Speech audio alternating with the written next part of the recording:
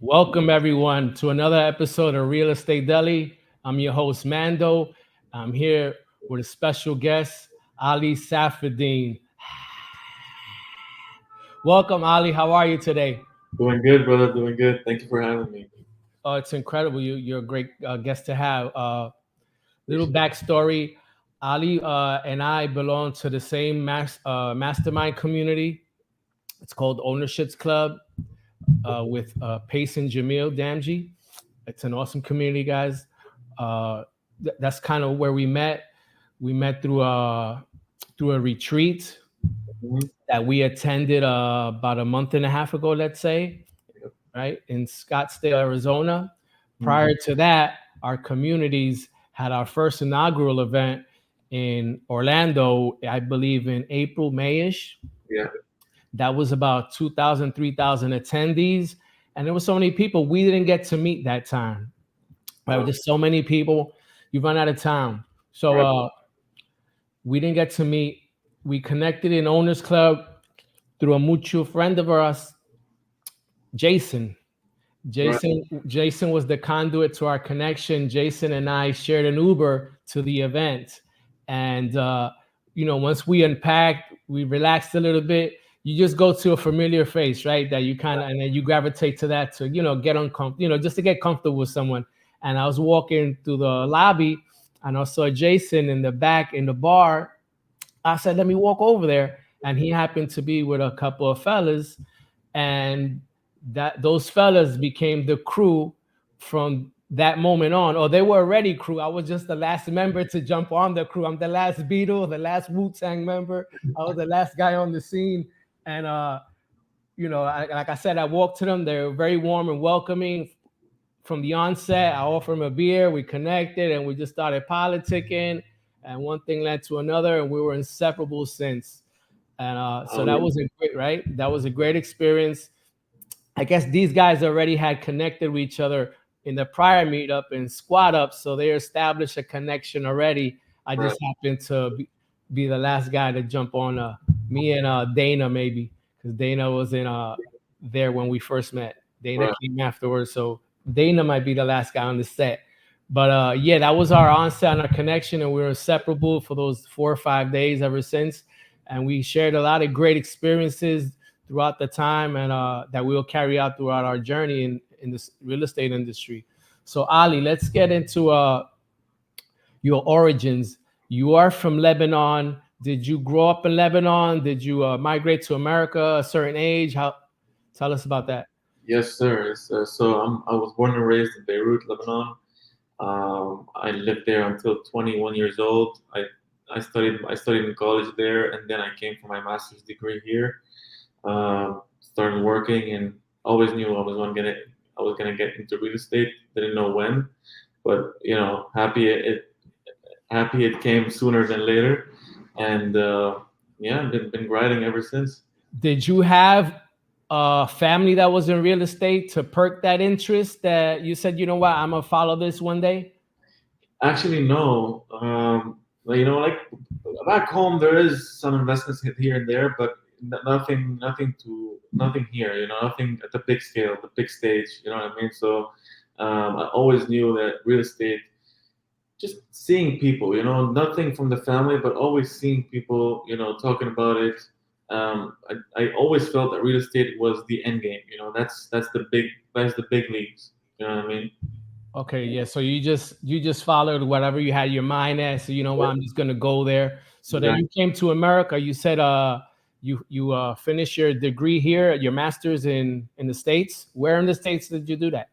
So I did a master's in finance here in Boston, Boston College.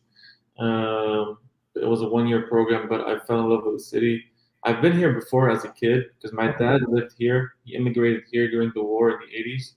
Okay. He stayed here for like 15 years. He was always feeding me the American dream and feeding me, what's going on here, and especially in Boston, the magic in Boston. I fell in love with it. So I'm here now. Okay, so some background in Boston to make you stay there and build those connections out. Exactly. Awesome. We do share a rivalry also.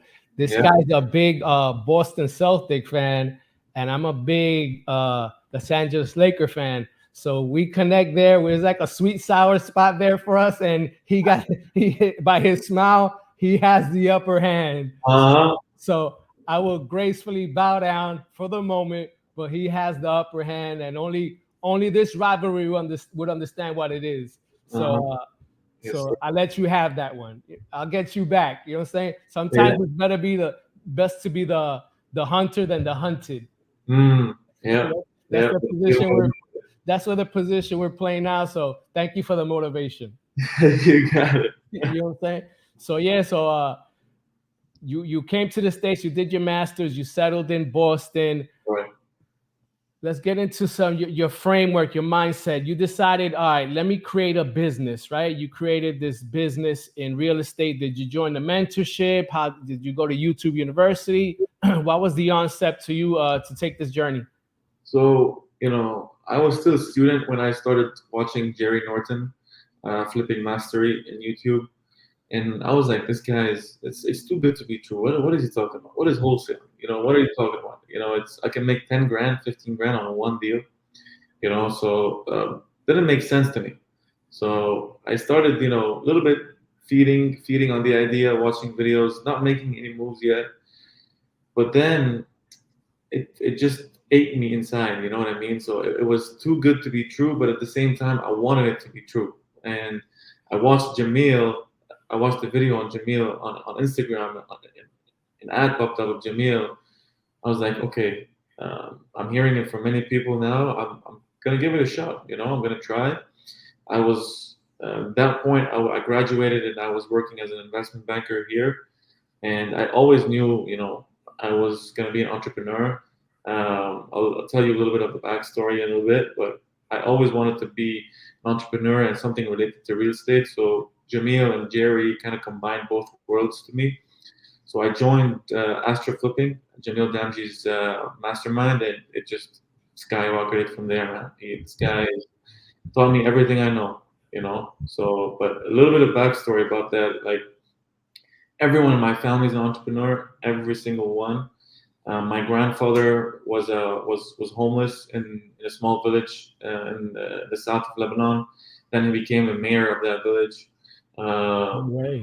yeah, my other grandfather was, we're talking like they had nine kids and 11 kids. You know what I mean? So they had to do something to survive, or else it's crazy. You can't rely on one thing. Yes. So especially in the conditions back there, war and everything. But entrepreneurship is in my blood. All my uncles, everyone is an entrepreneur. They all worked hard for this stuff. So I wanted to live up to that, and combining best of both worlds, real estate, coming to the U.S., land of opportunity. So it's almost a dishonor if you're not doing anything about it, right? So Yes, sir. that's and, pretty much. and, and that's kind of the immigrant spirit that Yep. sometimes some Americans, after being here, they might take that for granted, or been here a couple generations, and they get a little lax and comfortable, right?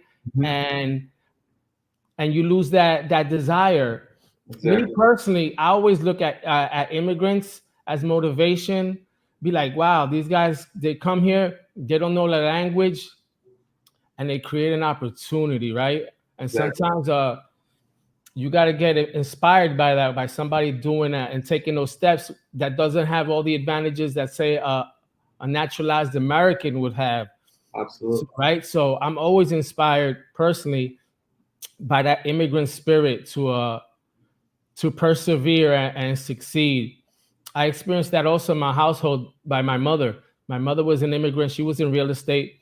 She planted the seeds in me. Mhm. So I totally understand that spirit. Yeah, man, Right? So it's a totally different perspective. You're coming here and you're starting your life from scratch. Like most people here, going back to what you're saying, most people, don't want to generalize, but a lot of people here are just taking everything for granted. Like most of the world would would do anything to just to be here. Just to have the opportunity.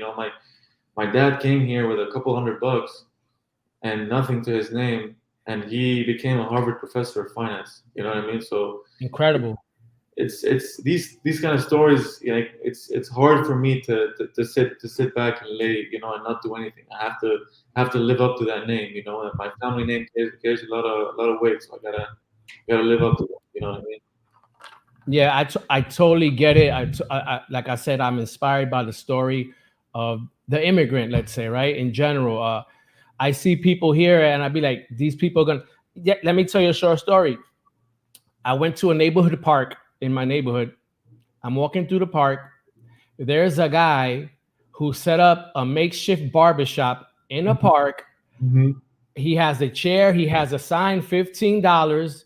He's a Ecuadorian immigrant. He is, in speaking to him, he's an entrepreneur. He has tourism businesses in his country of Ecuador. So the guy already has the mindset and the Mm-hmm. spirit and the creativity and the courage, right? Right. I forget the courage.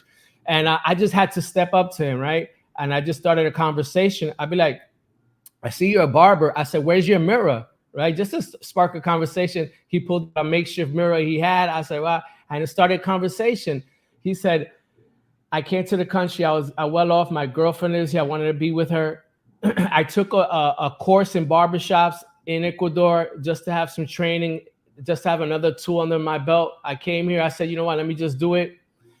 And he's done it, right? So the spirit is incredible. What people are willing to do and just to take the risk. Sometimes fear and courage plays a big part, right? The unknown, the anticipation of failure, and we don't take the chance. I equate it to sometimes to jumping in the pool. You know, Mm-hmm. when you go in the pool and you tepidly walk into the pool and you're flailing, you don't want to get your back wet. You think, oh my God, this is so cold. Don't splash me, please. Don't splash me. So you know the feeling by your laugh. So we all get the feeling. So what I like to do to avoid that, I just dive into the pool to Mm-hmm. get over that first hump, right? Yep. Get it over with. You know what I'm saying? Jump in there and that's gone, right? That little trepidation that you want, that fear, you're gonna get in, you're gonna get out, you're stuck in that space. No, just jump in, it's over, right? Absolutely. And you right into that moment, right? So I kind of carry that throughout my life and try to take the bull by the horns just to avoid that scenario, you know, because it's always going to be there. I think it's Right. in any aspect of your life, that scenario, it might be in our DNA, survival DNA, because I think we all go through these things, right? Exactly. Exactly. So now that you started, you joined the mentorship, the mastermind with Jamil Astro Flipping. Shout out to Jamil and Astro Flippers. Uh, How long ago did you embark in this journey into astro flipping, and how's it going? I started in November. I went into a joint community in November. I quit my job as soon as I saw, what astroflipping was. I was like, that's it. I'm going all in. I'm risking everything. I quit my job, and it took me a couple months to get my first deal. But these 2 months were hard.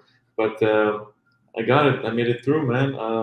Since November, I've been doing wholesaling in Tennessee, now started in Texas. But it's just a crazy journey. Where you look back and say, and you're talking about fear. You're talking about that mindset. Like is this gonna work? Is this what is it? What am I doing? I'm giving up this for this, and but it's you gotta jump. You gotta if you're not if it feels scary to jump, that's exactly where you need to jump because or else you're gonna stay there your entire life. You know what I mean? So fear is a very, very, very important factor you got to get rid of. It's fear is scared of you, because it's scared of you with the moment you turn your back and look at it straight in the eyes and say, that's it. You don't have anything on me anymore.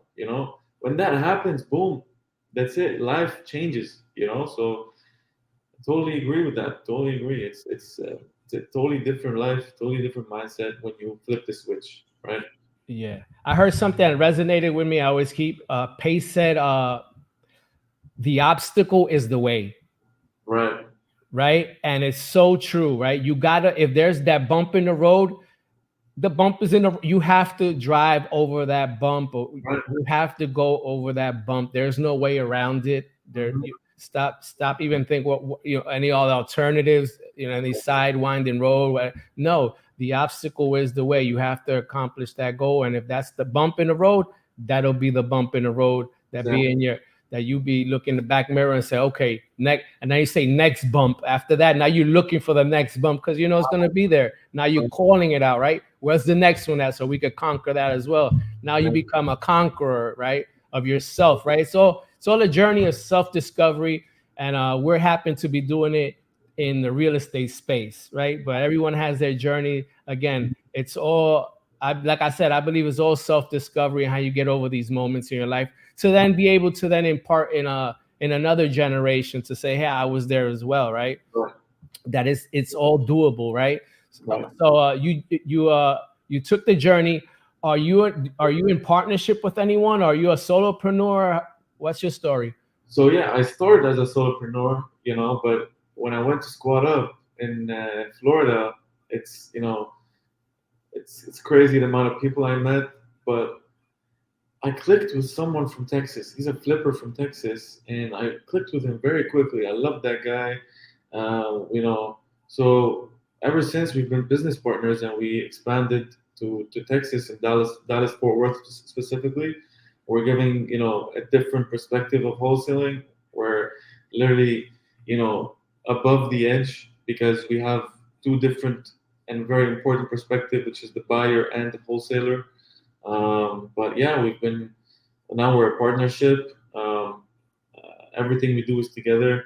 The goal is to dominate Texas, and couple years, and we're there. Awesome. Shout out to Brady. Shout out to Brady, yes sir, Brady Jack.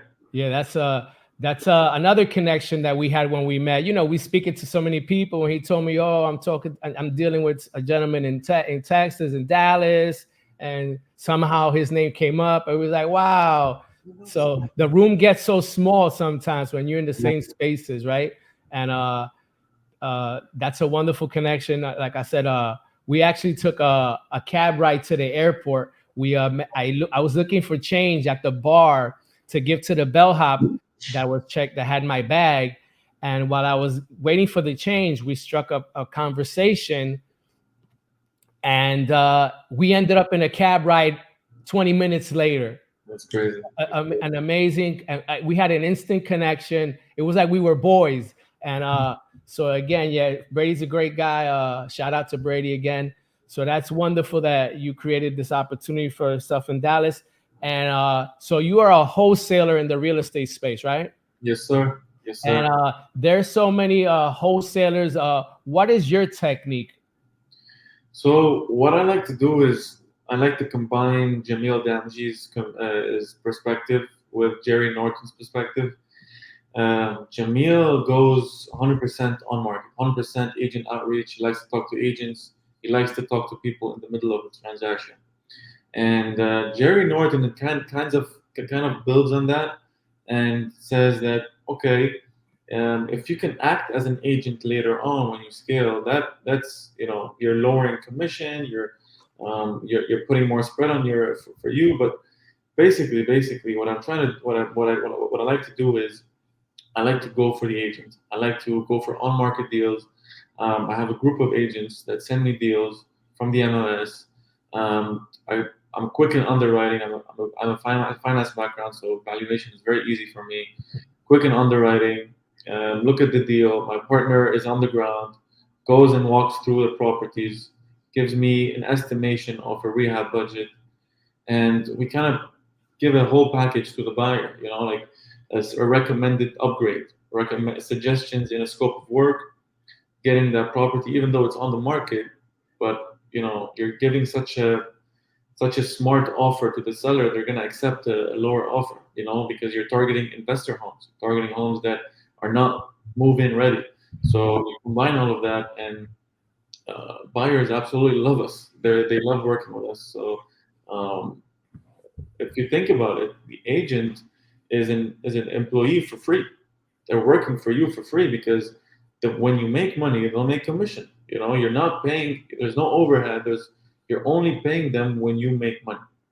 So and I'm the type of guy. If I can feed the bigger the table, the more friends I have, the better. You know what I mean? But as long as I'm fed, as long as everybody on the table is fed, you Yeah, know. that sounds like it sounds like an awesome concept because obviously you bring in the skill of a wholesaler through your trainings and now your expertise, and then you're combining them with a flipper Right. who understands the prices per square foot, the makeover, let's say, and what it entails, what it encompasses. So he gives you kind of a scope of work, and it kind of puts an investor at ease because it's actually even less work, even though it still have to do their due diligence. It provided another level of comfort by that a la carte treatment into a property, right? So it just creates I think a snowball effect where you're just creating opportunities behind opportunities after I say an investor let's say buys a product from you and it all works out the way it's supposed to work out as you predicted, right? The predictability of it, he's going to want to come back to you and remain a customer, let's say, right? And we're in the business to have customers at the end of the day. 100%, 100%. I couldn't agree more. The things that we're doing now, I could absolutely never do by myself. Absolutely not. This guy is really putting, giving me perspective and helping uh, change the way of the, most wholesalers are gonna just give you lousy information, lousy format, just gonna give you the deal and hand it to you like it's candy, But uh, the buyer will, that you're in the business of customers, like you said. So recurring customers is the best way. When people are happy to work with you, they're gonna come back, and especially when you're talking to the big players, they don't buy just one or two or three and stop there. We have a buyer that's doing 14 flips at the same time right now. So imagine what this guy can do, and if you have a partnership with just him in 2 or 3 years, what can you do? So um, it's crazy the amount of the benefits that you have with combining the two worlds, because you're combining the buyer and the wholesaler who's aware of the process and who's aware of the final product. For example, we had a deal 2 weeks ago that was too expensive for the buyer, even though it was around 66% of ARV after repair value. So the price where we are reselling it to the buyer is around 66% of ARV, which is right around the standard should be closer to lower between 60 and 65. But that one needed an extra, you know, we estimated 100,000 renovations, but the buyer came in with a budget of 180,000, which is a big difference. But we later found out that the buyer is out in Vermont and is outsourcing everything. So we're like, of course you're gonna pay this much because you're outsourcing everything, So you're gonna pay percentage here, contractor 30%, and all of that. So Brady came in, my partner. He was like, hold on, you are buying a lot, and you wanna continue buying in Dallas. I've been doing this in Dallas for decades. Why don't we combine resources? So he told him, I will give you my floor guy. I will give you my window guy. I will give you this, and this, and this, lowering the cost 50, 60%. So, like, you know what I mean? These types of things a wholesaler by himself cannot do. Yeah, So, yeah, leveraging all these relationships, right? And nurturing these relationships. And exactly. I'm seeing that you've created excellent habits out of the gate, Right. right? Excellent habits that's going to carry you over. And then word of mouth takes you to another level and you hit critical mass, right? After that word of mouth is going to take out there and you're catering to a final end buyer, let's say. So I see you positioned in a great place. You've leaned on somebody with tons of experience, is your eyes and ears, your boots in the ground in this specific market, who knows the market inside out. That's Right. an invaluable opportunity where you can get on a call. Hey, Brady, what do you think of this? Where is this in a war zone? Whatever, right? Anything, right? You know what the ARV is in this particular areas. All this information that you might just have a question that you can now uh, express to an end buyer, right? To be like, hey, so again, another level of ease. I just see a ton of success in your future just by what you've created from the onset and how you imagine this, and the blessing to connect with somebody in that same space to Absolutely. carry you through your journey. Sometimes you have to put yourself in position to be blessed, Hmm. right? You have to position yourself to be lucky, to create these opportunities, right? And then the universe will answer, right? You Right. knock and the universe will answer these calls. And it looks like you knocked and they've answered. Yeah. So Good. kudos to you and congratulations to Yes. you. And I like to get into something I call Deli time. Deli time is, where do you see yourself? You see yourself what you're doing now, where you see yourself in 3 to 5 years, what are your goals and your aspirations, where you see the business going? Absolutely. Thank you again, man. Thank you. I think for me, I really want to stick to wholesaling. I love it. It's something that I really know and I really love. So I want to scale a wholesale business nationwide. I want to have something that is automated, something that I don't need to right now. Like right now, I need to do this full time. I need to be on the phone. I need to be on my computer, all of that stuff, meeting with people. But I want to have something that is, automated, working by itself. Because why I like wholesaling is because it's cash today, and the end game for me is to have, you know, I want to be a buy and hold guy. I want to be someone that buys and holds properties, build that cash flow, build that passive income. So I want to use wholesaling to do that, and just combining that with a big real estate portfolio is more than enough for me. All I want to do is go to my mother and tell her, "Listen, mom, you don't have to work anymore. Your boy did it."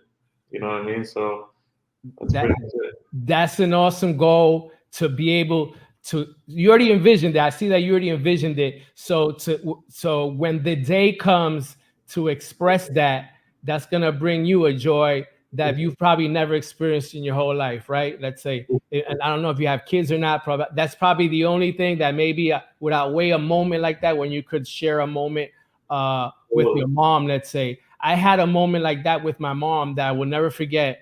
Uh, During, I've done it all. I was in nursing school for a while. I got into nursing school. I worked in healthcare for a while. I got accepted to a great school here in New York City, a private school, uh, and I got accepted. I went to the nursing office, whatever, and I got interviewed. And during that time, they told me they accepted me. And this is about 15 years ago. And as soon as I got out of there, the first person I called was my mom. And she was so proud, so incredibly proud. And it filled my heart like it never filled before, just to know how proud she was of me that moment. Even though I didn't succeed in the nursing world, that was not my cup of tea at the end of the day. I learned a lot of lessons that I still apply in life. But that moment will always be unforgettable when you can share that connection with your mom and say, "Hey, mom, this is what I did," and you get that reaction back. There's nothing like that. It'd be unforgettable for the rest of your life. So I envision, I know it's gonna happen that moment, and embrace that moment when it happens. It's Thank gonna fill your heart, both your hearts, and it's a memory that you will always carry with you and her. That special moment that you share together, and no one else can have. Thank you, man. I really appreciate that. I really hope so. That's going to happen. It's just now where it's a battle of time, right? Now, when is the time it's going to happen? Right. And I'm so intrigued with your business model that I'm looking actually to work with you and create an opportunity in a Absolutely. Dallas area as well. Again, I have a small relationship with you guys that I would like to even cultivate more and come back, let's say in 6 months, with you and Brady, and let's see if we create opportunity that then we can share with the world, and how a connection can build a relationship over time that could create income that can help us sustain and build financial freedom and help our families as well, right? Absolutely. So, Absolutely. I'm looking forward to build this relationship out.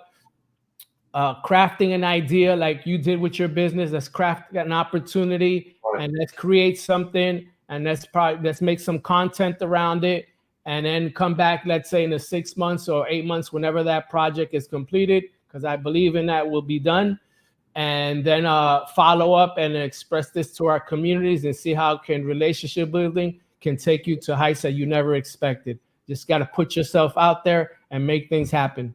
Absolutely, man. Absolutely. There's no. It's you gotta show up. You know, like that's it. You gotta show up, and it will happen. If you have the mindset, you have the attitude, it will show up. But dude, it's crazy that I met my business partner out of I was at home. I was like, what is this Squad Up Summit? What is this? I'm like, should I go? Should I not go? Should I go? I was like, let's go. I haven't been to a real estate conference before, so I was like, let's do it. That decision changed my entire life. Change your life. Everything. Owners Club, Pace, Brady, you. That led me to Owners Club, going to Arizona, then maybe meet you and the boys, and it's crazy. It's crazy. I'm beyond grateful for that opportunity, man. Honestly, it's crazy. So for all of us, for all of you guys watching, if you think you have it, if you're facing a decision and you're scared to jump, you got to jump. You got to do it. Jump in the pool. Jump in the pool. Jump in the pool. If you're gonna tippy toe downstairs, it's gonna be cold. You're gonna feel. Just jump. Just jump. It will feel good. I promise. Cannonball. Cannonball. Exactly. Thank you, my brother. Thank you for being on with us. We look forward to your journey. We will catch up soon and build some content around an opportunity that we will create. And thank you again for being a guest here in the Real Estate Deli. And we'll connect soon, brother. Absolutely, man. Thank you for having me. Thank you. Anytime, brother.